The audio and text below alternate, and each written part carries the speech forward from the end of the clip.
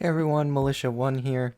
I wanted to talk about concealed carry 1 year after Florida's permitless carry law went into effect. So, judging by what I just said, about a year ago, Florida passed what they called constitutional carry, but it's not. It's just permitless carry for specifically concealed carry, and it went into effect, I believe, July 1st, which is the day I'm recording this. And I had never gotten a concealed carry license because, one, I didn't agree with the idea that our rights should be licensed, but also that I just didn't want to be on what is essentially a gun registry indirectly, but for that reason, I never got one. And then when permitless carry went into effect, I started concealed carrying. And just by doing things, you kind of learn a lot that you might have never expected to learn. And in this video, I kind of wanted to talk about that. Obviously, since it's only concealed carry, I can't open carry. I have this really nice holster for a Kimber that I would love to use, but I am too scared to use it because if my shirt rides too high, it's obvious I'm carrying a gun, and open carry isn't legal in most circumstances.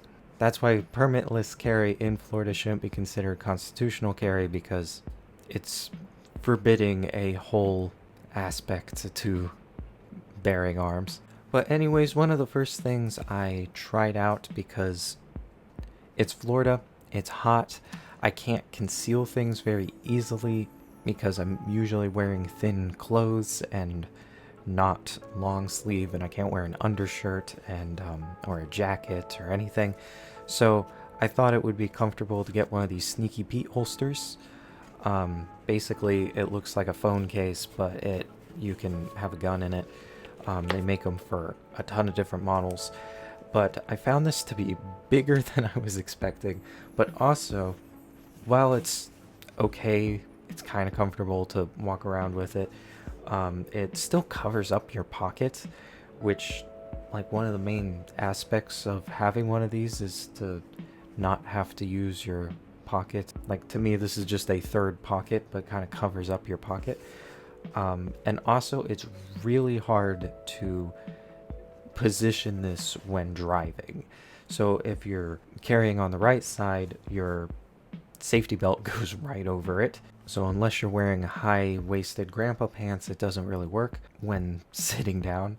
If my belt's like this and it's trying to go this way every time I sit down, it wasn't comfortable and didn't seem like a long-term solution. So then I just went to pocket carry, which isn't the easiest legal thing to navigate, because sometimes just sticking a gun in your pocket isn't considered lawful in certain circumstances. So they make pocket carry holsters.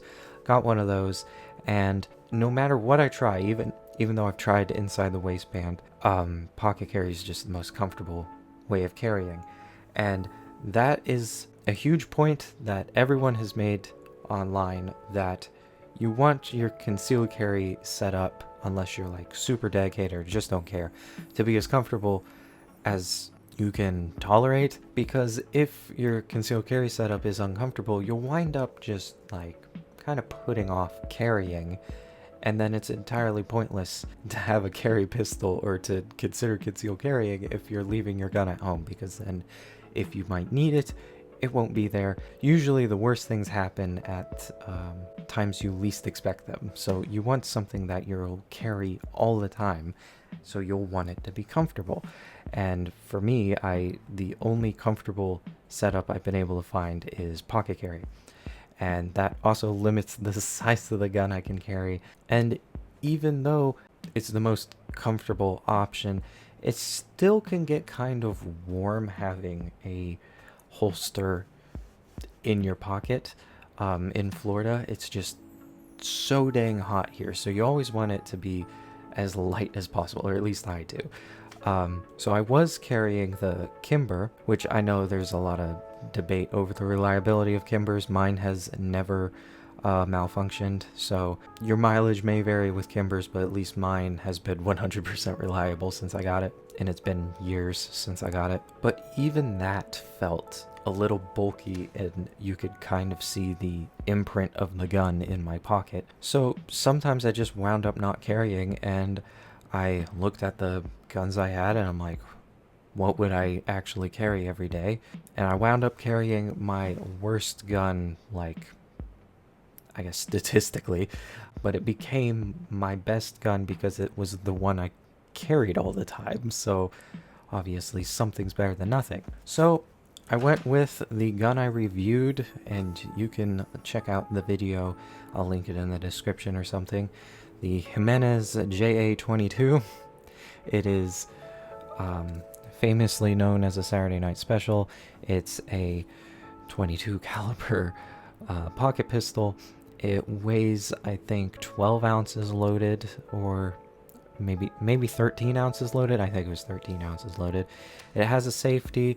However, most people recommend not carrying one in the chamber just because it's such a cheap gun. They're like $125, brand new.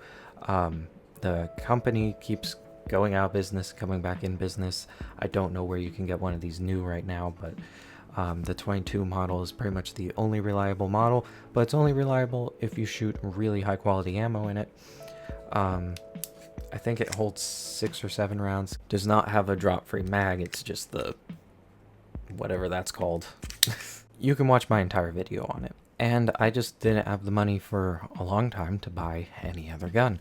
I started looking very recently at Kel-Tec P32s, just because, once again, thinking of comfort, because if a Kimber Micro is not comfortable enough, I'm just thinking as light as humanly possible. Now, everyone's different. A lot of people carry Glocks and have no problem, so this is just my experience that I have to focus more on comfort than on how perfect the gun may be at the range, because I need something that I will be willing to carry every day.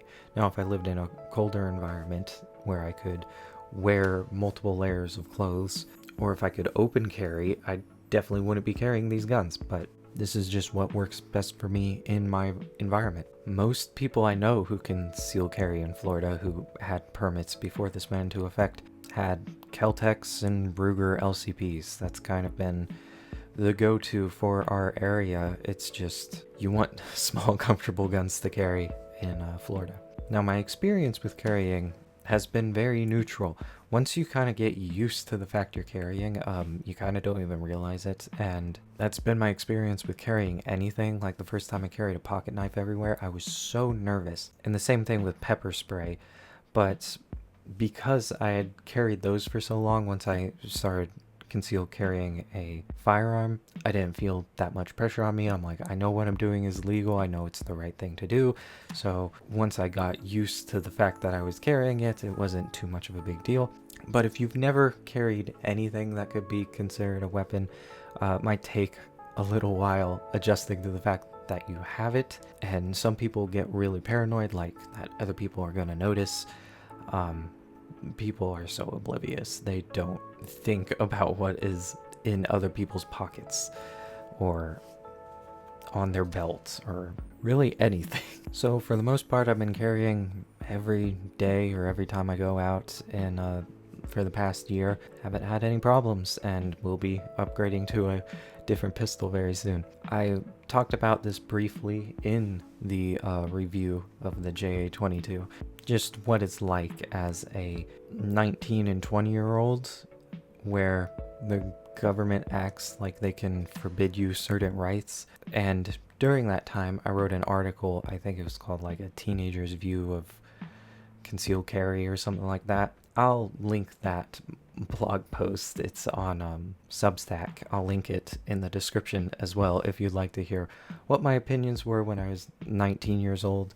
And for the most part, they haven't changed. I probably would have written a bit more, articulated it differently nowadays, but I've had nothing but good experiences with permitless carry, and also feel like it enabled me to take on the responsibilities that all free people should be able to take on. And I would like Florida to really become a constitution carry state, because the more the government treats people like they're irresponsible, the less opportunity they have to be responsible and develop those skills. I think giving people the freedom to defend themselves with any means that they feel that they're capable of handling is a good thing, and that's kind of why I made this video. I hope you guys found it somewhat interesting and that I said everything that I needed to say. I'll hopefully be getting some new videos out in the future. I always make these unscripted.